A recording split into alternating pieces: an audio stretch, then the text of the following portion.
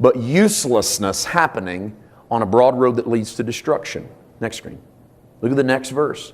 Because narrow is the gate, Matthew 7:14.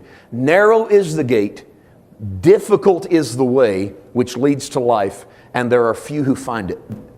That's not a good translation of the word difficult. The Greek word that it's taken out of, let's see it. Difficult is the Greek word thlibo, Thlibo, and look at what its definition is. To press as in the crushing of grapes.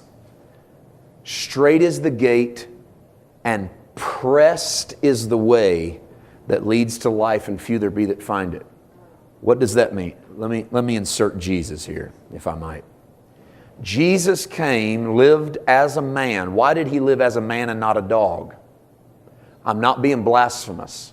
I'm asking a very simple theological question that a lot of human beings never consider. Why didn't He come and die as an actual lamb? He's the Lamb of God that takes away the sin of the world. Why not just be the ultimate clean lamb, the cleanest lamb you've ever seen?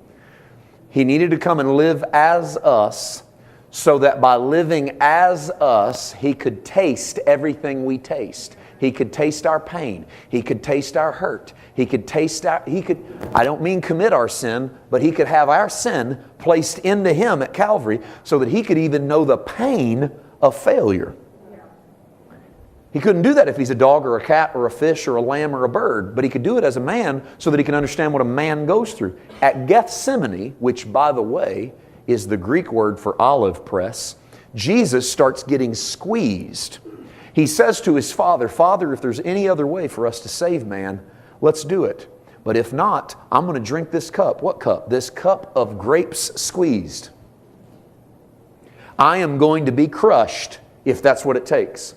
And from the Garden of Gethsemane until the Garden of Resurrection, Jesus is cut, punched, beaten, pulled, poked, stripped, speared, pierced, crown of thorns, nails in His hands and His feet. He's crushed in his psyche. He's crushed in his soul. In every possible way, Jesus is compressed like fine flour, completely beaten down. Why? So that you would never, ever, ever, ever be held accountable for the failure of the first Adam. If He dies as a dog, it doesn't do you any good. He could have came and been the most spotless bullock, lamb, goat that ever lived. It wouldn't do you any good because you've never been a lamb, a bullock, a dog, or a goat. But He came as a man, and He died as a man, and He tasted death for all of us. And in doing so, He was crushed.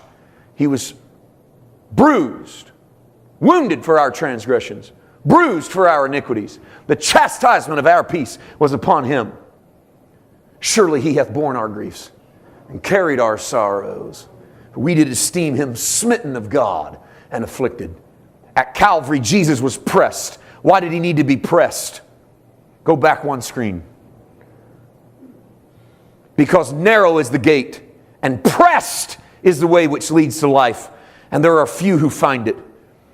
So Jesus became pressed for you, so that all you have to do is accept Jesus, and you go down the same path and the same road that Jesus went down.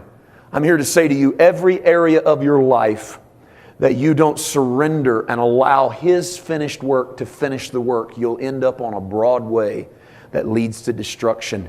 And it's just a matter of time before something in your life gets rendered useless.